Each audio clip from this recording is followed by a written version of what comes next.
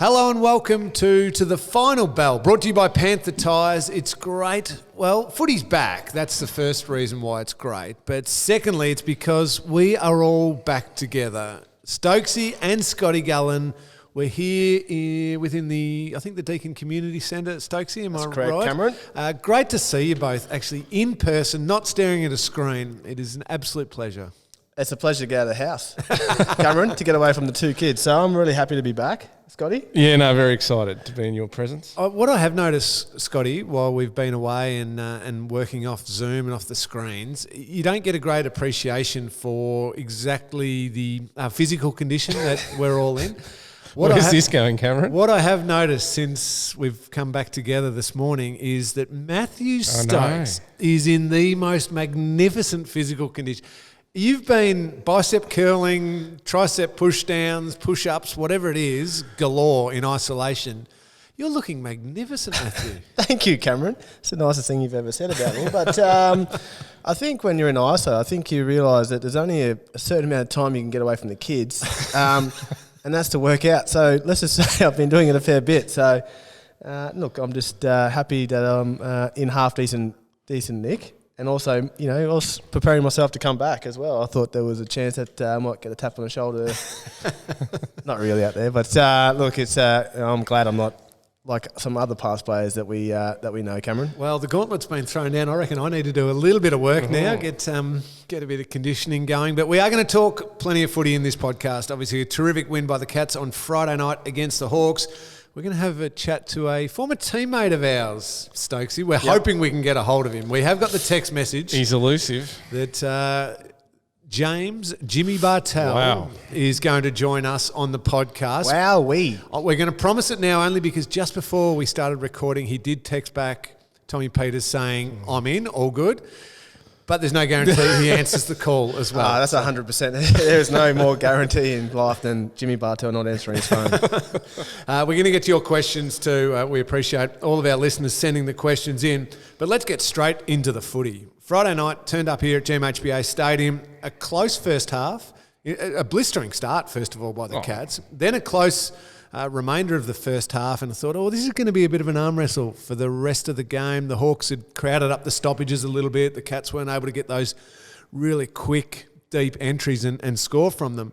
But the second half was absolutely sensational. Almost that sort of domination almost came out of nowhere and super impressive. You were here, Scotty. I was. What did you take away from the game? The first 19 seconds when Selwood, Stanley, Long, Parfitt, Buster Pack, Delhouse goal. It's like, because the night before, as we all know, the football world was over. That was the worst game.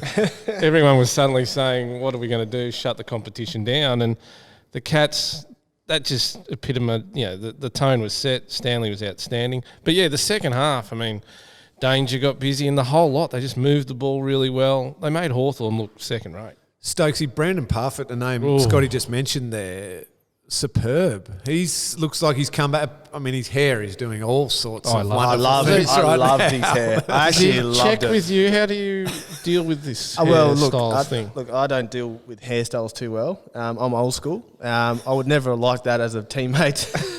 But times have changed, Scotty. You've got to be able to soften and be appreciative of some beautiful art. And that haircut How long does it take, Stokes? We're asking the wrong person, mate. My hair is dead straight, just like my Asian relatives. So, I loved it. But he backed it up. Oh, what a game. He backed it up. To have 10 tackles. 8 clearances. 8 clearances was, is epitome to how he's gone about the ISO break.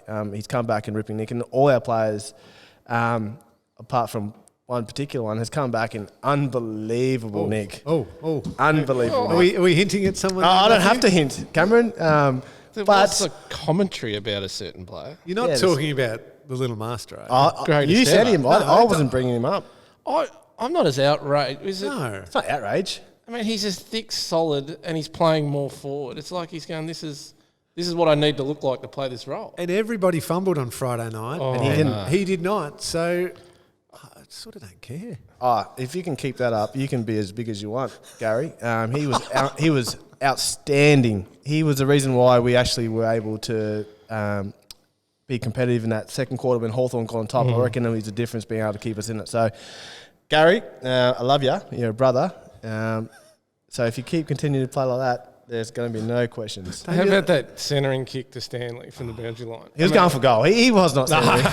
But the way he kicked it, because there was people around. It wasn't just, I'll centre it and lob it in there. His touch kick to position is the best in the AFL. I thought he was definitely centering that. And you know why? Because if it had been a full house, he kicks it. He has a shot and kicks the goal. But why waste an amazing goal with no crowd? So he thought, I'll just do the team thing. And smart man he is. Joel Selwood, superb. Unbelievable. Didn't he enjoy the break? I mean, he was not right round one. No. Come 3 months later, he's in the best nick I've seen for a couple of years. And some really good signs from other key players that the way that they could change within a game. Tom Stewart beaten early, badly beaten by Jack Gunston early. He had a stinker early for such a reliable... And turned it round to have a terrific game. Patrick Dangerfield, badly beaten in the first half by Liam Shields, super quiet, turned it around within a game, not having to wait till the review and think, I've got to be better in these areas. Within a game, Stokes, he's so important that you turn what is starting out as a poor game into a really good game. I think also too, Grind was similar. I mean, he had a stinker first half, but to be able to turn around and end up with, I think it was 3 goals and 20 possessions. I mean, that's an impressive turnaround from the lack of, I guess, production in the first half. Absolutely, and his run, just the unrewarded running that Grind does, and even Luke Dalhouse and Tommy Atkins as well. They kick goals, but not huge stats. They don't get it 30 times, but gee, they're crucial to the way that forward line works. Very crucial. They've kicked 17 goals without Hawkins and Radaglia. It wasn't a big man's night, and they didn't have any impact. Still 17 goals. I think Tommy Atkins is very underrated. Watching him in the first quarter, just some of the stuff he's able to do, be able to create a contest, put body on body. I mean, he's very underrated in the sense of what he brings to the team. And very much like Max Rook. Yeah, and he's always that extra number to get over and out number. And whether or not he's the one who ultimately gets the disposal and looks magnificent, it doesn't matter. He's there, just stripping and knocking the ball away, a little fumble, and then another teammate can gather the footy and go. He would love to play with him. He would love to play. Yeah. A really positive night, a fantastic night. Maybe a couple of changes. I'm just throwing it up there for discussion. The talk has been Jack Stephen was close last week, and ultimately our sources tell us he trained the house down. Yes. Who are your sources? I can't reveal our producer's name in public, but it was a 2.5-hour session, and apparently he flew. Does he come in? Yeah, he comes in.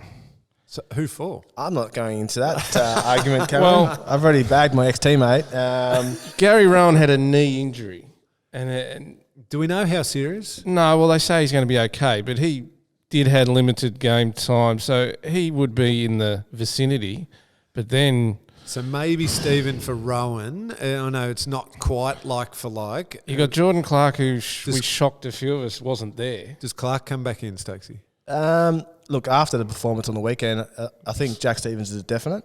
But Jordan Clark, I would have him in the side. But obviously, there was something to do with matchups and the coaches. Is it a bit of a message sent? Maybe he didn't come back as good as others, hasn't trained as well. Yeah, I'm not too Young sure. kid. I wouldn't. I'm not privileged to those conversations. But this is the Bomber Thompson way. He did this with many of your ilk, didn't he? He did. Yeah. Made life hard for you. He made life hard, very hard. But I think if he's a second year player, he's only 19. I mean, if there's it's not. That's not end of the world. I mean, we all got dropped early on in our careers, apart from Joel Selwood. So it's you're not the only one. The golden child. The golden child, yeah, absolutely. There's a reason why he wasn't dropped as well. Well, if Clark comes back in, probably down back, it'd have to be a rearrangement of that defensive group. Carlton this week, Saturday night, back here at GMHBA Stadium. Mackay, McGovern, Casbolt, tall forward. So you'd think they could still go reasonably tall. And I forgot to mention now to Friday night. Can we just lock away now here on this podcast? Shooker didn't play. He didn't play. Okay. Have you noticed I've eased up a little bit? I've just given a little bit of room. I'm not going Shooker full on yet. That'll start very soon. Just when the magnets come out and that full back position gets put on the board, it spells BLICAVS. Is that how you spell Blitz? I hope it is. Mark Blitzarves does not move from full back. We've campaigned this, Cameron. But even It gets a bit Friday wobbly night later in the year. proved it. Tom Stewart was dragged deep in the first quarter and had a couple of goals kicked on him. Now, you can forgive a defender for going to his shell a little bit and maybe being more reactive after you've been beaten early. When Blicavs then took up that position behind him and made sure that he was the last defender, you could see Stewie just grow in confidence and have this belief that I can take a different position on Gunston now because I know that if he turns me and gets out the back of me, I've got Mark Blicavs' support.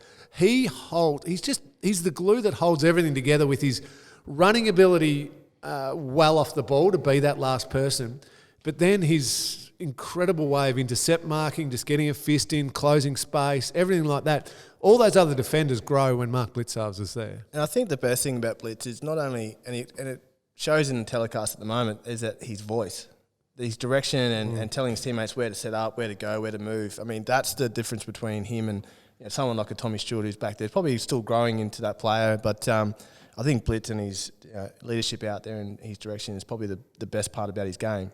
So to be able to have someone like that on the last line gives everyone else confidence to know where they set up. Did I spell his name right? I wasn't. You were writing something down, and I don't think you went right. I hope I did. How did poor old Darcy Fort enjoy Friday night? Plays round one, does nothing wrong, I don't think, for 3 months. And pre-season was phenomenal. Excellent. Had killed it over the summer. Gets to Thursday night. All right, I'm going to play. No, you're not. We're going with Reece. And then Reece played. I mean, we've seen games like that, but he was outstanding. Yeah. From the first second to the last, I thought it was one of his best games. And poor old Darcy's like, oh, well, training for you for another month. Yeah, and I felt for Darcy because of that, the missing out. If we hadn't have had the pause in the season, he gets a month. Of course he does. To show his ability to play at the top level. Now maybe he doesn't get another shot for another month because Reece has played a really good game.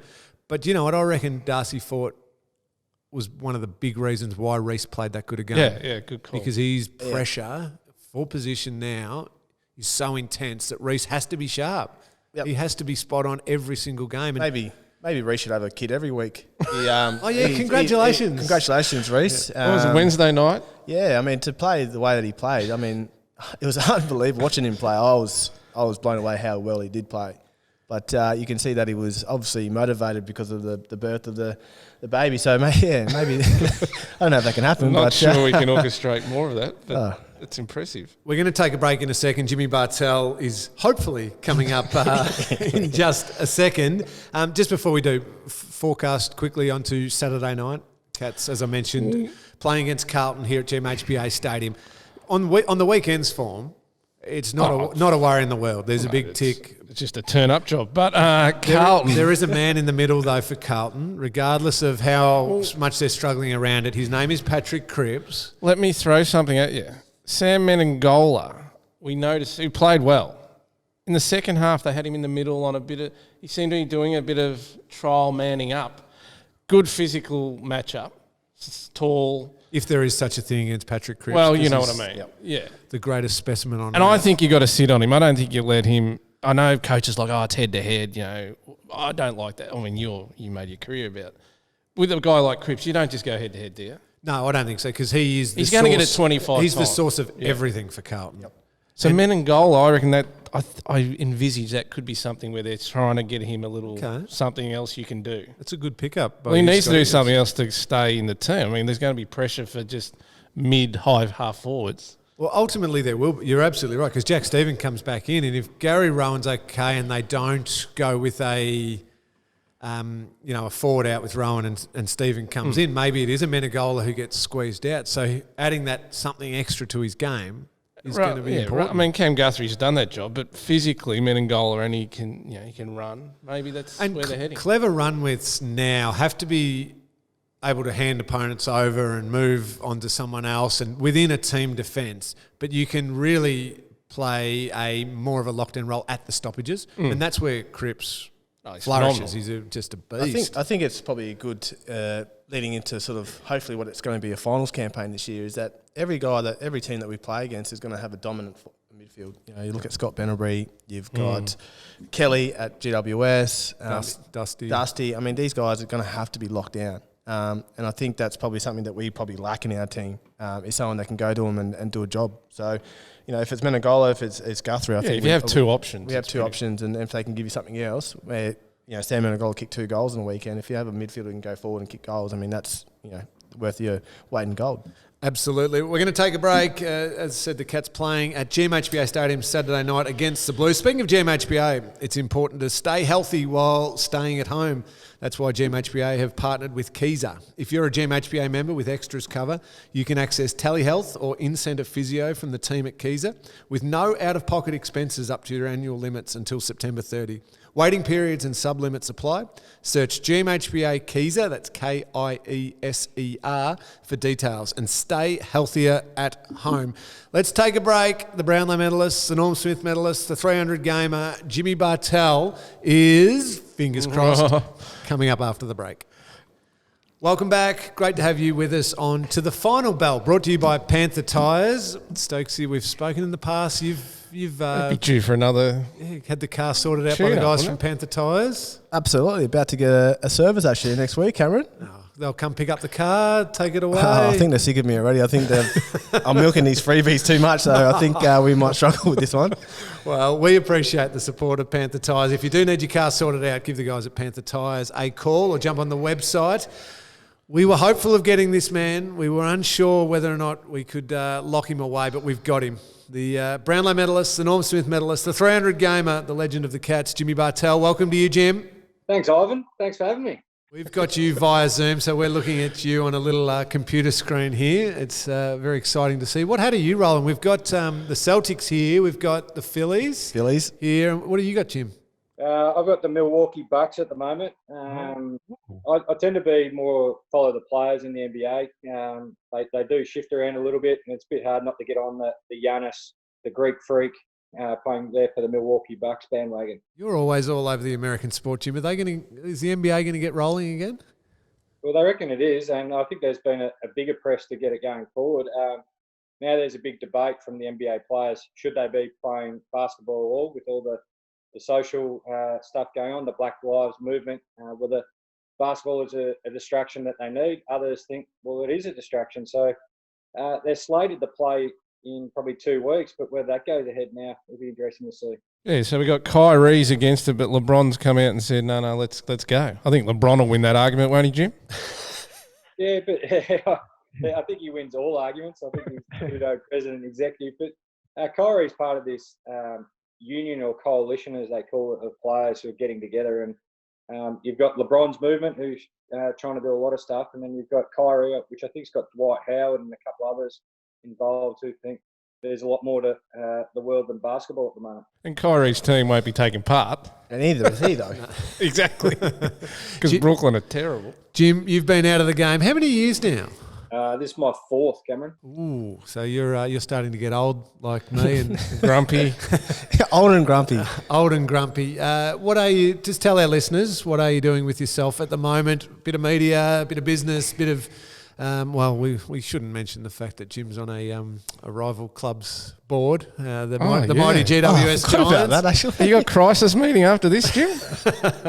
No, all good. Just keep a nice point of view. I think we overreact a touch, don't we, in footy? Lingy, I think you just pretty much covered it without going into lots of detail. Just doing a mix of everything. Unfortunately, I have to see you every weekend in the commentary boxes. Then, just have my hand in a few different businesses, and then involved in the Giants on the board up there, which has a lot of extra long people involved up there at the Giants. So, and probably like a lot of people in COVID, just wondering what the hell do we do next? Absolutely. You've obviously had a wonderful career at the Cats, now on the Giants. What have you seen on the board at the Giants that you could add to your knowledge of your time at the Cats, which makes you a more complete football person? Yeah, well, even in between then, I spent a year at the Lions helping them out with their list management and some of the moves that they were making there, which was fantastic. And then the Giants. But what it does, Ling, it opens up your eyes to, I guess, the broader AFL landscape. You see the game from the interstate point of view. And then even the exciting part about they're one of the 2 more recent expansion clubs. And it's actually... there's challenges, but there's a huge amount of opportunities. Not being 150 plus years old, like a lot of clubs, the game. We can do lots of different things, and then you're actually helping be part of building a brand new club, which is kind of cool in a way. But for me, the benefit is seeing footy from the whole entire side of it. So, your business, your corporate, commercial side, but then also how that translates to on-field, and also how the on-field stuff translates to your business. So that's probably from a broad perspective what's helped me. But, yeah, it's just been the people at the Giants. I know you guys would have heard Cookie say it 1,000 times. It's about the people. It was more the people involved in the Giants that got me on board, Dave Matthews and Tony Shepherd in particular.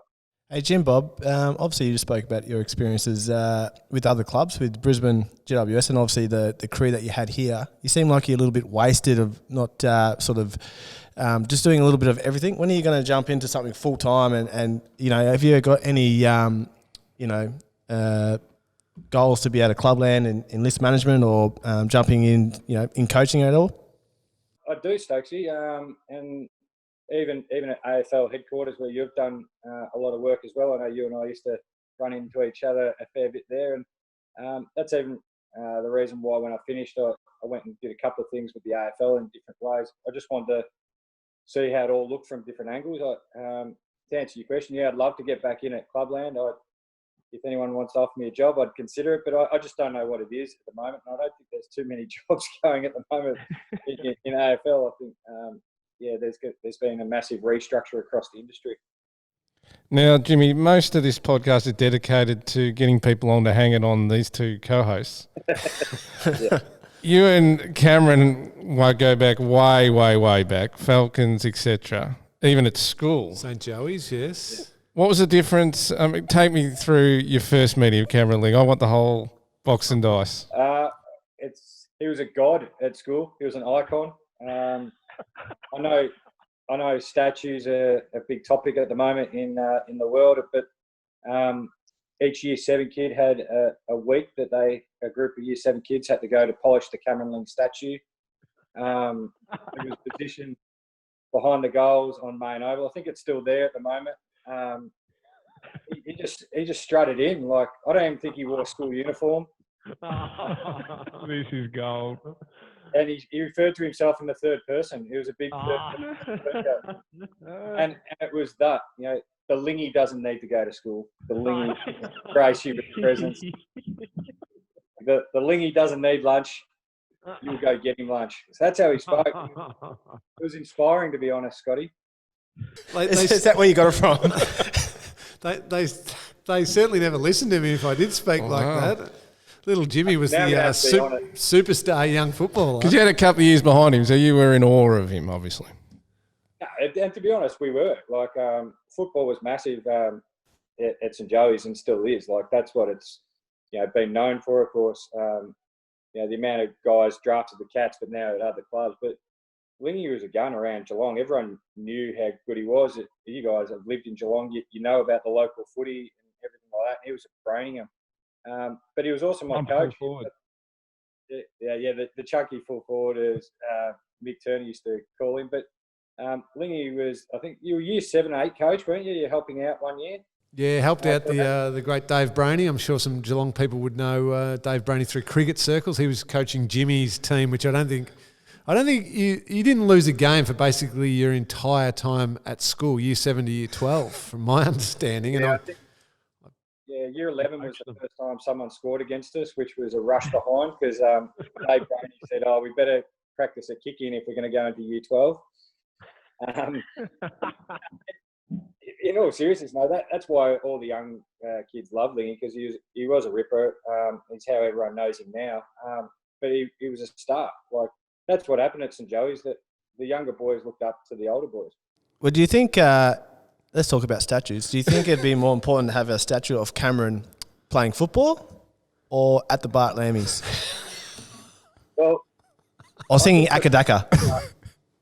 I think the back bar of Lammies and with under it, here is where Cameron sang "You're the Voice" to close down the venue every Sunday night by John Farnham.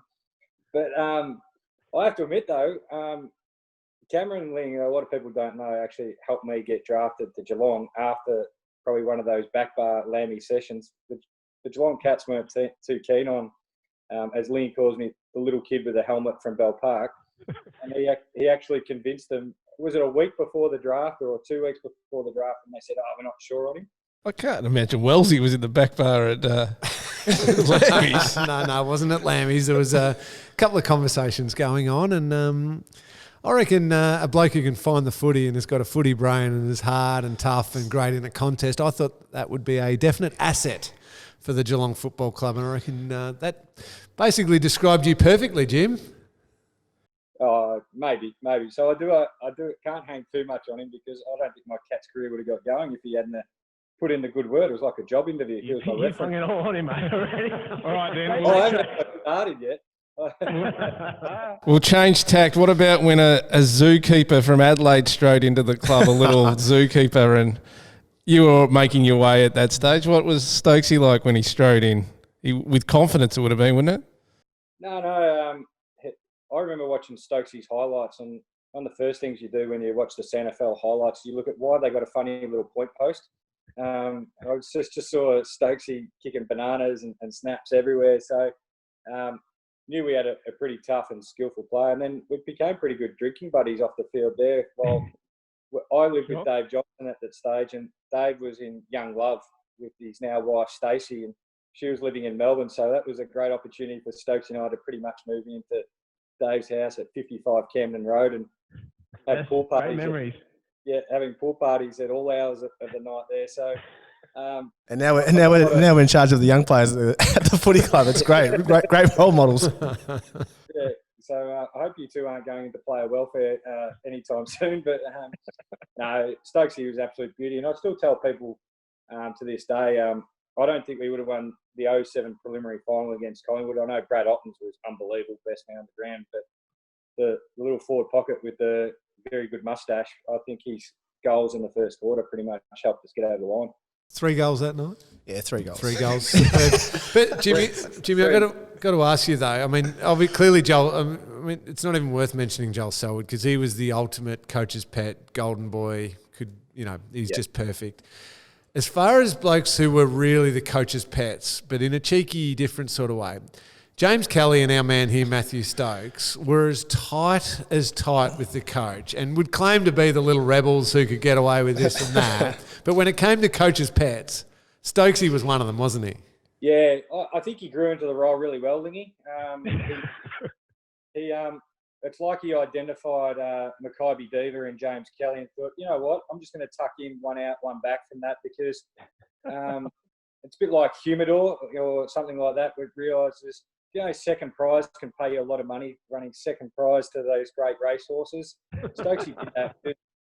Early days, I thought you copped a little bit of heat from the coach. He worked you pretty hard, but you thought, I'm going to get on board the greatest suck in AFL history in James Kelly and just really ride that home. And didn't you get on board well?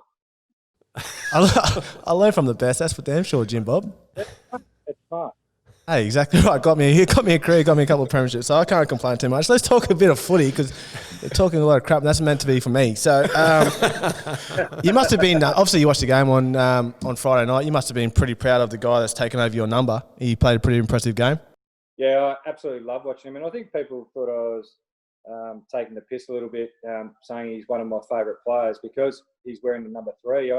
But I saw really early the type of player he was, and what I like about him is for a young guy, and even in his first year or two, is his composure. He doesn't panic under pressure, and I like players who are willing to hold the ball in the right way, not just be a hungus, but he holds the ball and absorbs the pressure, which releases players into space. And we saw that incredibly on Friday night. He's willing to take the hit, but he can dish them out now. And I think now his body shape's changed a bit over pre-season, and obviously the layoff we've had. And he looks confident too, that he can handle not only the running, but that midfield pressure really well. So where he was more a forward, a mid, I think that's now starting to swap over where he's as a mid that can go forward. But yeah, I just enjoy the way he plays the game.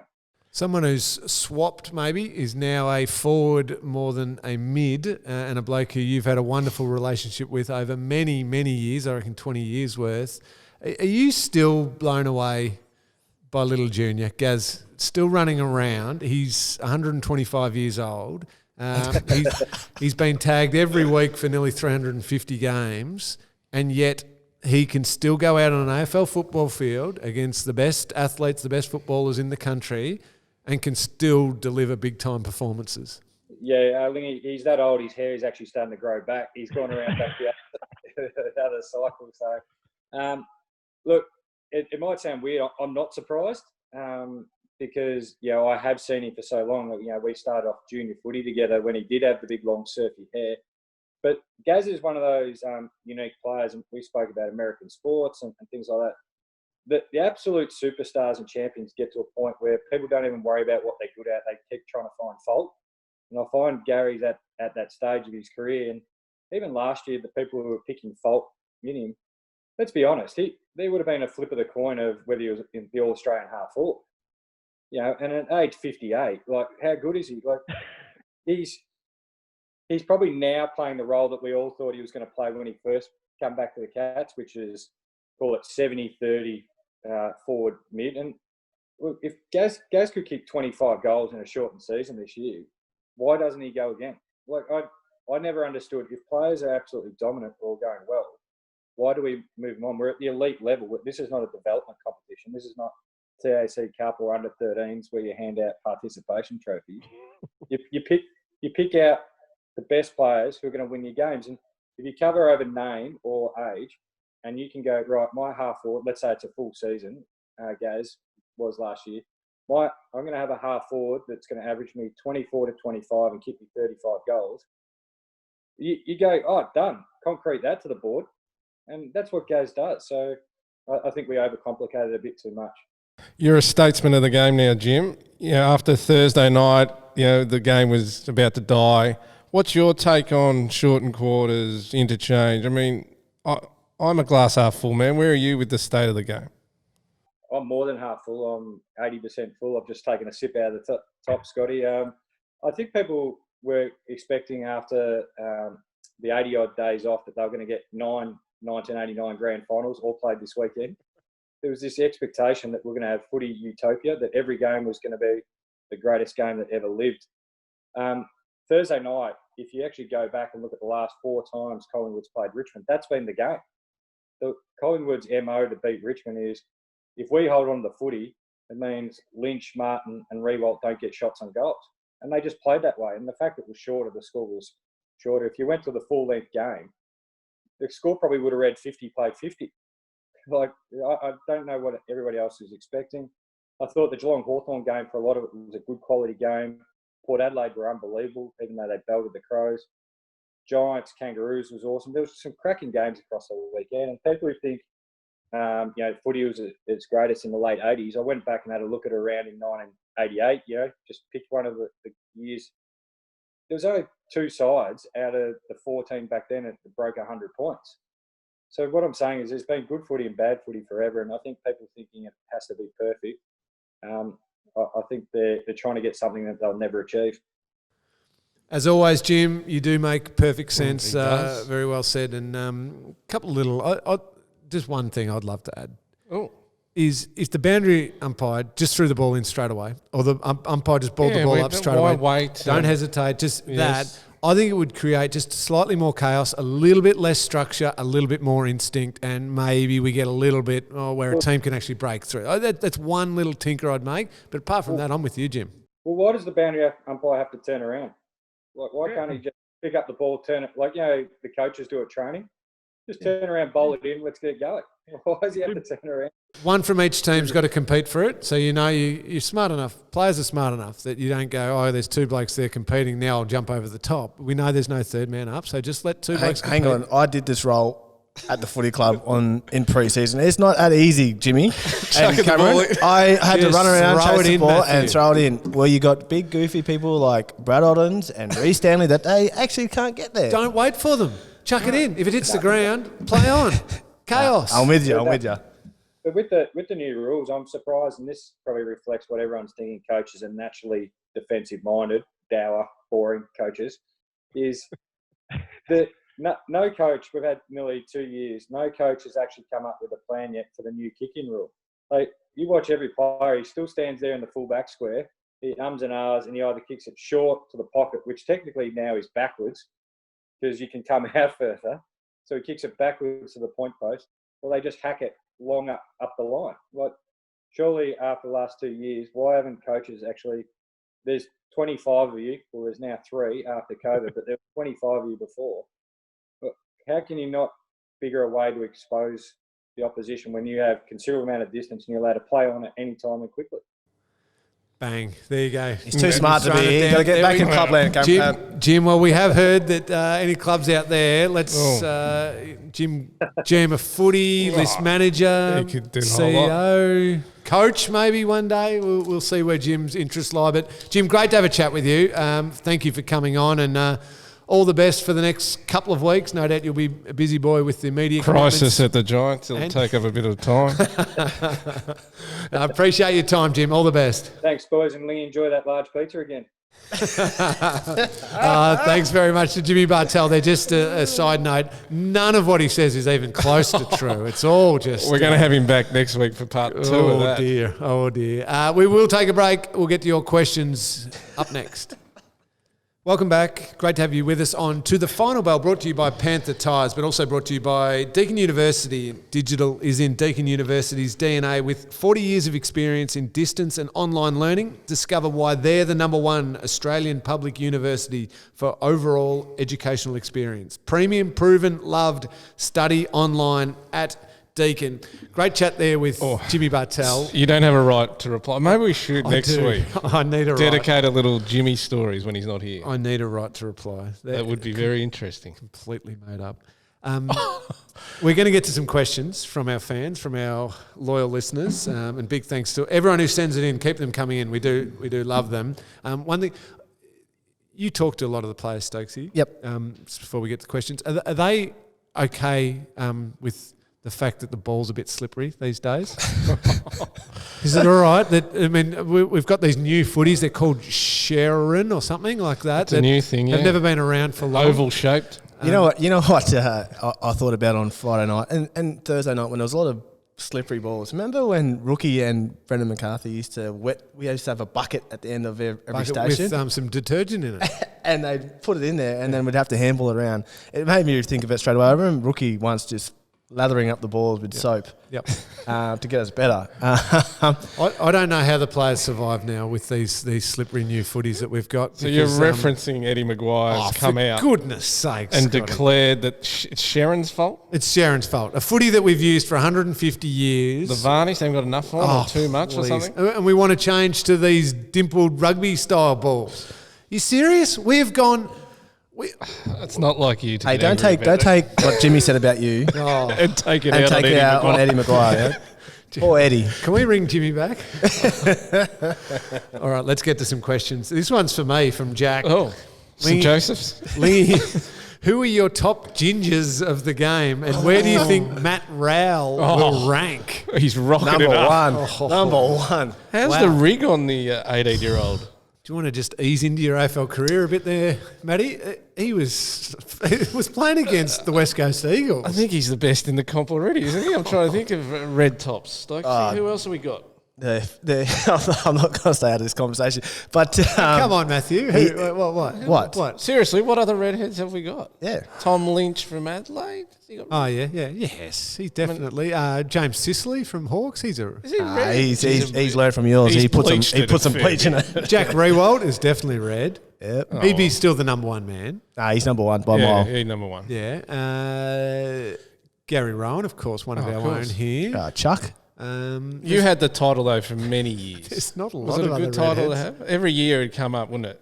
Did you get sick of the references, or did you embrace it, Cameron? If I got sick of the references to Well, my you did hair, bleach your hair enormously. I wouldn't have got times. through primary school, high school, and I certainly wouldn't have survived Mathew Stokes and his mates at this footy club, James Kelly and the like. Don't put me and James Kelly in the same The bracket. pets, the coach's pets. Yeah, Jimmy exposed you and Cal. Mate, if I'm the teacher's pet, Bomber gave me a berating every day of my life. Oh, but then in the lunchroom, in the lounge room, it was all like father-son. Stokesy could be cheeky and all this, and we'd all be too nervous to talk to Bomber, and you're like, Stokesy, come here, Stokesy.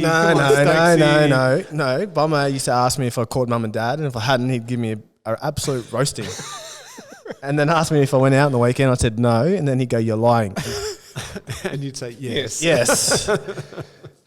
Well, to answer your question there, Jack, yes, Matty Rowell is a big chance to rocket to number one, but right now, Jack Riewoldt holds the number one position. This one's from Mitch, and I think we probably touched on this one already at the start of the podcast, but we forgot to mention a name.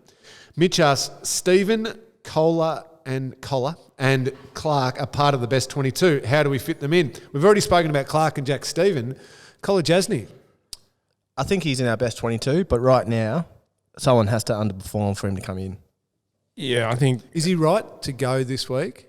Well, yes. He's trained again. As I look for eye contact with the insiders. certain people? Yeah, maybe. Well, Harry Taylor is the interesting one. I mean, Harry will be a matchups thing and Carlton have tools. So I think Kohler and Harry might do a bit of swapping from time to time and Jack Henry in that rotation. I think that's how he'll get back. Don't you put Jack Henry in that rotation. Yeah, Jack Henry's in. Concrete. Locked. No, I agree. Good. We're worried that you Didn't have his best game. You keep bringing up Jack Henry's name, but you didn't like his longer hair. I did like the long hair. I'm all for long hair. You've got a little bit I coming haven't out had the a back of that haircut hat. for a You've long got a time. bit of a mullet going on. I know. You I'm potting loving people's it. haircuts. No, I never pot appearances. All right, Cam asked this question. Stokesy and Linger. Must be an old St. Joey's person. That was my nickname. mentioned it again. That's in the statue, Linger. I got Lingy when I came to Geelong, the Cats. Before that, as a high school and Falcons, it was Linger. So it's always interesting who writes Linger and Lingy. Anyway, that's just a little thing for me there. I'm sure our listeners are really bored by that. How do you pick your jumper numbers? If you don't, how do they decide? How did you end up with 27? I have no idea. That was a long time ago now. I think Brendan... Obviously, they become vacant. Brenton Sanderson retires. Sanderson, I don't know if there was an in-between, but Sando was a coach at the time. Your first year, you were drafted 06. 06, yep. Yeah. 05 I was drafted. 05 drafted, yeah. Sorry, Sando finished 05 and had 06 at Port Adelaide as an assistant coach and then came back to the Cats. So he was a coach and then, so Sando, I think, passed the number on to me, which was lovely. And to be honest, I didn't really know much about Geelong before I got here. But then once I've got here and understood what Sando meant to our team and our club, it was a great honour. And the Rat. The Rat, the best 27. You know, I joke around with the Rat when I see him around, but there was no better 27 than the Rat. And that's why when Busey came, Jed came to the club, I said to him, if you want your old man's number, you're more than welcome to have it. Because I think it's about the respect of the history of our football club. So to be able to pass that down would have been great, but he didn't want it. So I think there's a formula, or there has been in recent years, where the higher the draft pick gets the lower number and then they work back that way. That is the case. There was a little brief time once Premiership players retired that the higher the draft pick went into a Premiership player's jumper, but I think now it's the lowest number. Yeah. How did backwards. 45? What did you think when they go, oh, great to have you, Ling? He's 45. They didn't have 45 ever. That was the first number. I think I've told this before, but it was... You felt really good about, they think a lot of me. I had 45 at the Falcons for 3 years, and I wore... How did you get at the Falcons? Well, my very first year as an under 16, playing as a 15, 16. Number 80 on the list. Got given 45, had a good year. So I asked for my 17-year-old year and my 18-year-old year, and I also wore it for Australia, captained Australia in the juniors over in Ireland. Okay. Did you wear it for St. Joey's? No, I didn't. I wore it for, my year 12 year at school, footy. Have you got 45 tattooed on you anyway? No. And then when I came to the club, I thought, well, I'll just ask for it. And I went up to Gary Davidson, the football manager at the time. It was vacant. And I said, could I get number 45? And he kind of half laughed and he said, I don't reckon you'll have much competition for that one. We can guarantee that. Was it active? Had it been active in recent years before that? I think Sean Baxter, going back a couple of years, was on a rookie list and might have played a game or two. Had it, I'm going to guess 97, 98-ish. And then I was drafted end of 99. And took it on. I briefly contemplated it. I've said this before. When Barry Stoneham retired, they came to me and asked if I'd like 26. Redheads, Cleary. Redhead, Joey's boys. I very politely declined. That would have been a great honour, but I did want to make 45 My I own. did not know that story. I got to sit next to the great Corey Enright for my entire career. We drafted in the same year, and I didn't want to leave, 44 and 45. Yo, Y-E-O, not Elliot, but Yo asks, could we please have a mini analysis of Brian Myers' kicking technique? How does it work so well? And are there any past or current players that are similar? My quick answer, Stokesy, would be it is totally unconventional, and I wouldn't recommend it for the kids out there, except to say that if it works for you, and it certainly works for Brian, go with it and stick with it, because he's comfortable with it, rather than trying to reinvent his kicking style in a way that he's not comfortable with and maybe having a detrimental effect. If it's comfortable and it works and he's so good at it, fantastic. If there was a video to send to the Auskick kids of how not to kick, that would be the very first video that I would show to Auskick kids about not kicking the football like that. But he has been able to make it his own, and he's able to hit targets. He's able to kick goals. Both feet. Big goals. He kicked a beautiful left foot. Oh, superb. Beautiful left foot goal on the But he weekend. nailed a set shot, which had been his issue, hadn't it? Yes, has it? Yeah. Well, he'd run off to the left or right. And He doesn't have a lot of distance penetration with the kick, but Nothing wrong with people who can't kick over 30 metres, Cameron. I struggled with it for a long time. you didn't miss either, Stokesy. 40. Because only 30 metres away from goal. but his unorthodox way can catch opponents out because they think, what's this bloke doing? And then, It's good for the balk. Yeah, The way that he yeah. angles the footy. So, yeah. I love it. Yeah, he's too far It progressed. works. You It don't works. change it. Mitch asked the last one, and we've already touched on it, but it's maybe a message to pass on to Brandon Parfitt. Mitch says, can we get the entire club to tell Parfitt to keep the new hairstyle? It's the best he's ever played. Is he going to keep rolling with it? Well, if you know Parth's a very stubborn person. I think stubborn comes from, I think Darwin people are majority stubborn people thinking about it, me, Cocky and Parth. But I think he loves it, to be honest. And it actually looks bloody good. So he should keep it, especially when he plays like that. But I don't think you'll have any trouble. You know, him and Narks are obviously young boys and they love their haircuts and style. So when they play like they did on the weekend, there's no issues. Absolutely. Mitch, we will pass that one on to him. We've got a guest request for Mark Blake, where we can try and get Blakey. We haven't spoken to Blakey Premiership before. hero. Yeah, Yes. well, we're working our way through the list. Haven't seen Blakey for probably 12 months now. But, He was at the reunion last year. Yeah. It was a good value, Blakey. Always good value, Mark Blake. He's always got a couple of stories up his sleeve, so we'll try We're and get him still on. trying to get Stephen Johnson. He's our ultimate, isn't he, this year? We will be trying. We'll to get Stevie J on here. And it'll be an extended version, ladies and gentlemen. I might just do 45 minutes straight with Stevie J, and we might have to put the little warning on the bottom of it. Young This- viewers, listeners. 18 plus, this one. We better finish up there. Great chatting with Jimmy and talking footy. The Cats taking on Carlton Saturday night, GMHBA Stadium, 7:35. I think the games start on 7:40. Sorry, 7:40. 7:40. Oh, I have to 7:50 be is here. Friday night football. Hopefully the Cats can continue on their winning And ways. hopefully we'll have crowds in this stadium in a month or so, maybe around 5. The campaign has got to begin. Well, the Round federal 5. government has said, GMHBA Stadium is a perfect venue to get at least 10,000 in. Potentially Joel Selwood's 300th, potentially Gary Ablett's 350th. Those two wonderful human beings and greats of this club Deserve a crowd. Yep. Let's get a minimum of 10,000 in for that one, and Round 5. Plus we might sneak a Against- couple more in. 9,997. We need to be there for that game. July the 4th is that game, 4:35 on a Saturday Right. afternoon, so it's a perfect day for families, everything like that. Don't worry, I've actually tried to start this campaign on know. radio as well, so I've just stumbled across a campaign. I'm using every platform I can possibly get. Let's make sure those guys get cheered off the ground. Thank you, Scotty. Thank you, Stokesy. Don't believe anything that you heard from Jimmy today. None of it is true. Liar. I loved him. He'll be back next week. And we will be back next week. Thanks for listening.